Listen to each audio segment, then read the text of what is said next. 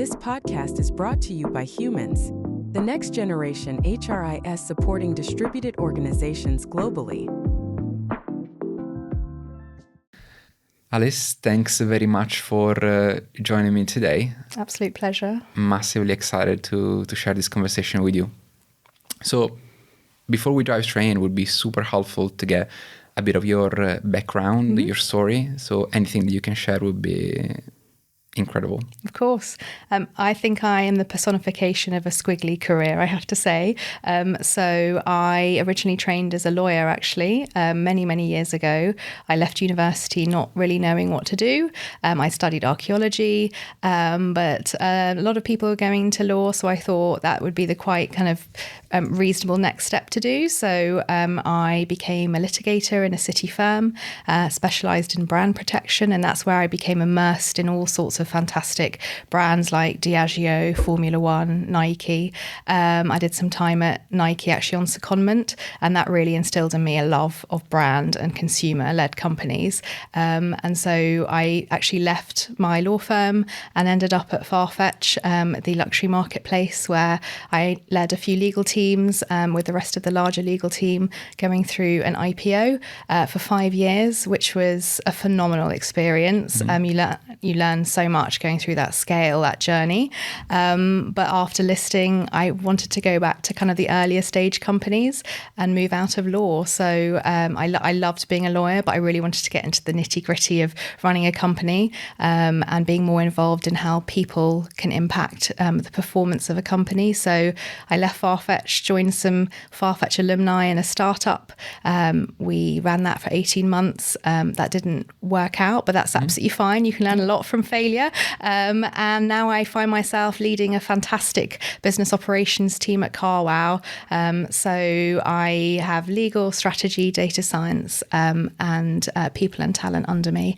I'm getting us set up for the next stage of growth. So a very squiggly career. Beautiful. I mean, that's quite an interesting background. The first kind of curiosity I had there was this by design? Were you planning to have this type of journey, or is something that oftentimes you see company have some needs and you need people that are proactive, they can jump into new roles and support the business? So how they materialize for you? It's probably a mixture of both, I'd say. So at the beginning, I always thought I was going to be a lawyer forever and ever. And when I landed in Farfetch and just seeing that growth and the opportunities and doing things that had never been done before, you're really helping a company grow into an area that possibly hasn't had any kind of similar companies before. So you're solving problems that have never been solved before. And I think that's when the role of a lawyer goes from being maybe more back office to kind of delivering on the strategic growth plans of a company. And so that's where I got a real taste for kind of leading a company and growing in a marketplace in an industry. So I think it was then that I got a real taste for moving maybe more out of law and looking around me at the people that my peers who I love working with and seeing, well, how did they get there? And that's when I realized that actually if I wanted to take a wider role, a new role, I probably had to pivot to maybe a smaller company to take on that wider role, really get more possibilities. Because as a company gets bigger, and we were about 5,000 when I left, it's a bit harder to kind of get those new opportunities. But so I joined a smaller company to get that huge range of different responsibilities. So I think it was at that point when I realized just to help out in any way I could, use my legal knowledge, but really get stuck in, learn things that I'd never done before, sort of roadmap planning, product work, ops work. And so little by little, I've sort of got stuck into things that I'm just really curious about. And that's kind of where I am now. So I think it's more driven by curiosity to problem solve and get under the skin of an industry rather than... I think it's pretty special when you see people, they care, like no matter what's their focus. I mean, we have, for example, our head of finance, which is really involved into product because he's just passionate about products they want to try and contribute. Have you seen some overlaps? Like there's obviously kind of when you associate all the legal component and maybe the people operation or talent, or there are components around, again, how you build an organization, like they could feel a little bit disjointed. But what's your view there? Are there kind of overlaps across different disciplines, or how do you... Yeah, I think there is some quite similarities. So with product, with people in legal, you're trying to enable a company through growth, through different ways of growth. But sometimes, and it's completely to be expected, things come in that are completely unexpected through legal or through people issues. And so you're trying to build for scale, but also enable you to react for things that are completely sort of you hadn't predicted. So it's really having that kind of 80-20 mentality of building the right processes, but enabling you to pivot and support where there's a people need, an unexpected bit of litigation that comes in, or a project that nobody had sort of seen coming. And so I do think there's an overlap creating precedents and processes, but they are two very different things in a way, because you're really trying to support people grow through a company, but in legal you're trying to protect the business against risk. So they are different. And how do you see the component of the experience that you build in a specific domain versus the fact that you would walk into a new one without experience and you need to kind of figure out? And maybe there's a component around the hiring as well, which is related to kind of potential versus experience and expertise. So how do you see that all together? It's a really good question. It's something I ask myself all the time. I think in a scale up, you're going to be dealing with sort of things that you've never done before. And especially at Carwow and at Farfetch, you're trying to solve problems that maybe nobody else has answered before. And so I think the curiosity to problem solve, having that growth mindset, is sometimes more important than experience, because a different perspective on something is as important as having done something many times before, because you might be less willing to try something new. So when I'm interviewing, when I'm speaking to candidates, when I look at my experience, I think I get excited about people who don't have the experience but have the real hunger and curiosity to help out in solving a problem. And you basically transition from honing the legal components, then the people components, and now kind of the business or operations. Carwow. Something that for me has always been fascinating is the role of a CEO. Like you see people coming from all sort of background. Like I've seen some incredible CEOs, they're coming, from honing, the customer function, for example, or the very commercial, former sales leader that transition into you have again kind of a different type of skill set that you bring there. So what's your view in general of the role of the CEO in shaping the company culture and related kind of, people dynamics? And maybe there is something specific about your background that you bring compared to some of these other backgrounds and individuals. I think I've not met one COO or a chief business and operations officer who has exactly the same role. I think every COO has a slightly different role. It can sometimes be a sponge for lots of things that other execs don't want to take on. So for me, there's definitely not an identikit COO or a chief business operations officer in different companies. But I see my role as setting the business up for scale, looking at the culture and the performance needs that we want to deliver on Carwow's future growth. So I combine looking at the strategy with my director of strategy, and looking at how we can get the people and engagement and support to deliver on that strategy. So it's really, culture and people support is so tightly combined with what the strategy of the business is. And that's why it's fantastic to have them within a same function so that we can build for scale and we can clearly communicate to the business about what we want to do and how we're going to support our people to get there. So we're really, really focused on culture and engagement at the moment at Carwow. Perhaps at a tactical level, how do you see creating the alignment between business objectives and company culture, which can be, some companies try and be extremely focused in this market on efficiency or like how you drive higher performance with less resources. So how do you see that kind of aligning the two components? It's actually a really relevant question, because I've just come from this afternoon for doing our QBR look back and our OKR planning for the next quarter, and working and looking at exactly at that point, because we want to really have a high performance culture, make sure that we've got the right people in the right roles delivering for the company growth. And it is about efficiency, but it's also about giving people the opportunities to grow in their roles so that they can do the best work that they want to do. So at the moment, we're really focused on creating that architecture, writing down what roles involve, what you need to do to get to your next level as well, so that we can really pinpoint where those growth areas that help you grow through that next part of the business. So yes, it's about efficiency and it's about getting the best out of your people, but you need your people to be really engaged, to understand a clearly communicated vision and future state of the company, and know where they sit in that and contextualizing themselves. So I think it's multi-layered. It's not just about efficiency and numbers. It's about really bringing your people along with you. Is there anything specific that you implemented now or in the past to kind of drive that level of engagement or support people to kind of bring them together in the journey?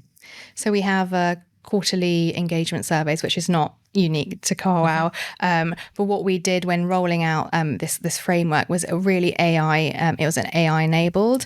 And so rather than go to an external consultant who you can spend quite thousands of pounds on to career map your whole company, we worked internally with a very lean team and with a few AI tools to build that framework. So it's very dynamic. We can change it from role to role across the company from year to year. And for us, it's incredibly important to make sure that we're looking across the horizon at tools that can enable us to be really efficient, even within the people team, to enable managers to know exactly how to lift up their employees. Yeah, and supporting managers, I think, is crucial. Like you see lots of people that've got incredible experience and expertise, but driving change, you need some extra level of support, in particular where things are getting a little bit choppy. And I think in a scale up, the only constant is change. So you need to, really, supporting managers is almost the single most important thing that you can do, so that they know how to give feedback in the right way. They know how to support their teams through growth and in choppy and good, in high waters, in low waters. A question I had was when we look at the role of a modern leader in this context, what do you think? And maybe it can be specifically you in terms of the context of the CEO, but also your leadership team and perhaps how you've seen managers also stepping up. What do you think are the key characteristics, for a modern leader to support businesses in today's world, really? I think empathy is really important, and being very human. I try and be really human and not have a kind of mask, or ultimately we're all in the same place trying to do the same thing, so we should be able to share how we feel and have fun. I've definitely worked in places in the past, probably earlier in my career in law firms, where it was much more hierarchical and less accepted to be who you wanted to be and be human. So that's the approach that we're taking at the moment. And I remember when I was speaking to my director of people, Dean, in our interviews, he was asking me how I felt. And I really liked that. I wanted someone that we could have a really good conversation about how we were feeling. And that enables a psychologically safe environment to kind of give feedback, give constructive feedback. So for me, it is about empathy and fun and talking about your life outside work as well, because we're all human and we all want to work, but we also have things outside work that we should be able to share. You think that is related kind of more to the sector, or there's also a change in general? Maybe, I don't know, 10 years ago compared to today, there's obviously, kind of a generational shift as well. So the people that are entering the workforce today, or they enter the workforce 5 years ago, have a different level of expectations, who want to connect at a different level with the leaders. Is there any kind of observation that you have around those two components? I think the last few years have been a very changing environment for leaders, through COVID and through industry shifts as well. And I think you have sort of two options. You can either go down the sort of ignore it and expect the same of people, or you can really acknowledge that there has been a shift in the way that we work, in the expectations of people. And I've definitely seen a shift in leadership in the last few years. And I've learned from mentors and sponsors throughout my career about the importance of having fun and being able to speak openly to each other. So that's something that I'm sort of constantly trying to bring about as well. How do you think about that in the context of a team that wants to perform at the highest level? Because the challenges sometimes you see, or at least I see perhaps, is you still you of course want to have fun, want to have a good time with the people around you, but when there is also an expectation of performing at the highest level, that could create also some friction or pressure. So balancing the two things can be a little bit challenging. I don't know if you have any thoughts around that. Yeah, you can definitely get into, if deadlines or if something hasn't worked out.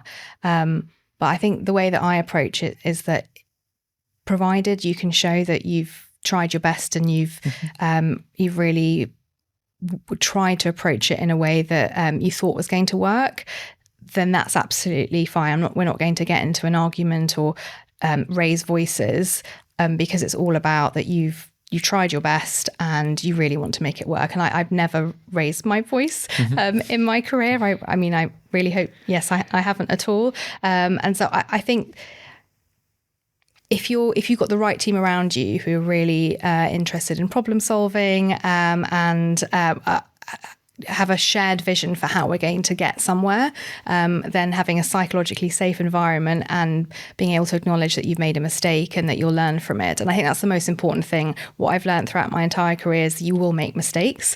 Some of the best things you ever do are from the mistakes, but it's the way people deal with the mistakes that you've made and that make you feel that you can try again.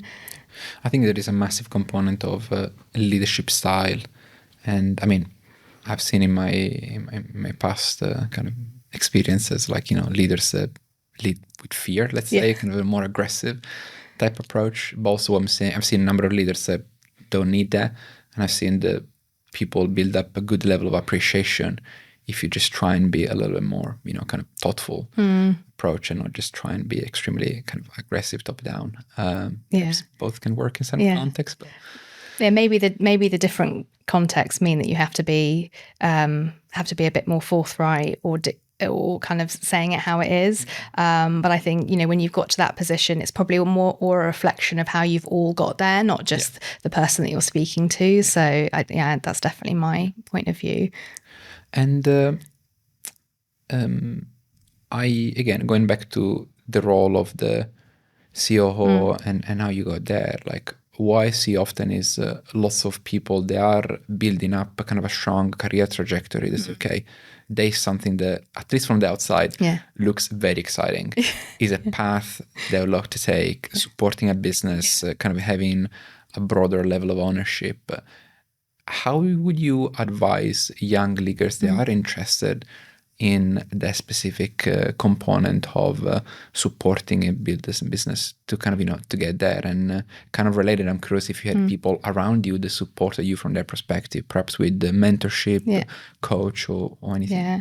So really, I'm going to answer the second part of your question first, if that's okay. So very early on, when I was realised that I wanted to leave law as a sort of a law firm and I wanted to go and be a commercial lawyer in-house, I spoke to a contact who took one look at my CV and said, I believe that you can do lots of things that's not on your CV. Have you thought about your personal brand? Reshape your CV. And it was at that point when I was introduced to the concept of personal brand. And that's something that's become really important for me as I look at where I want to be and I think, okay, what are the values? What are the behaviors? What do I need from a personal brand point of view to read up on more, to lean into more, to get to that stage? So I think in terms of advice to people, it might look shiny from the outside, but there's, it's been sort of ups and downs along the way. But LinkedIn for me has been one of the single most important parts of my entire career through networking. I reach out to people on LinkedIn that I've never spoken to before, just to... You went straight cold to some people? Yes, I have in the past. Yes, when I've seen like a podcast or an article, I've reached out and just said, hey, I really like that. Be good to connect. So more cold outreach always. Cold outreach. LinkedIn has brought me contacts I was contacted through LinkedIn about my Farfetch role. So for me, that is actually, I know some people don't like it, but I find it as a really fantastic source of inspiration and networking. Amazing. What about priorities for you today? Like, is there anything specific that is top of mind, perhaps in the context of building the company, building the culture, support in the next phase of company journey, company growth, anything, worth touching on? So we've got lots of exciting plans, which I won't go into. But for me, I think it's creating the rigor and the system so that we can scale through our next stage of growth. So it's stress testing what might not be working at the moment, what keeps falling over, if our people and talent processes might not be able to deal with maybe an increase in headcount. So for me, it's kind of a horizon scanning to see what is not going to work if we scale our headcount, if we introduce more products in the group. That's really top of mind for me, and that's kind of what I'm working with quite a lot of my senior leadership to stress test that. You mentioned earlier that you implemented a couple of AI tools, for example, to support the engagement side.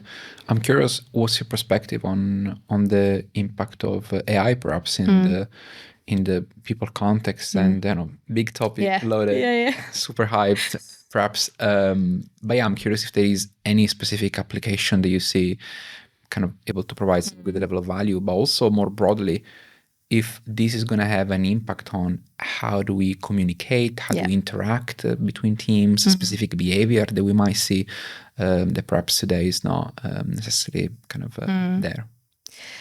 I think, AI seems to be the answer to everything, but it's knowing what the question is, I think. And that's what we're quite focused on at the moment. But in terms of AI in the people sphere, so as we used a few AI tools to dynamically create our entire career level framework for the business. So 500 people's roles have been created in very quick time with an AI tool. There are also things that I really want to roll out, which is kind of to reduce that low-level noise of the questions that get asked, the frequent questions around the business. And that can be legal, people, talent, sort of being able to scan all of your policies. As you get bigger, we're a group now, we're 500 people.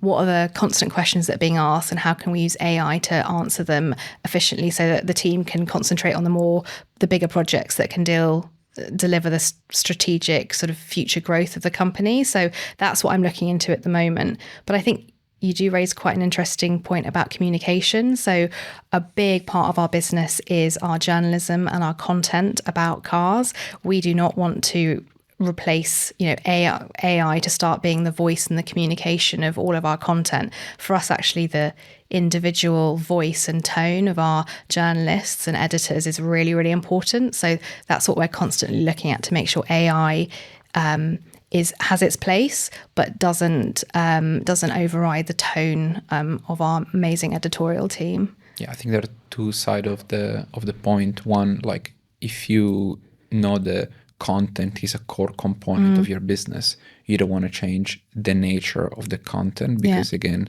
I'm a massive fan of your brand, like lots of high quality content that you put out there, like it's hard to see how the quality can be preserved, the personality can be preserved.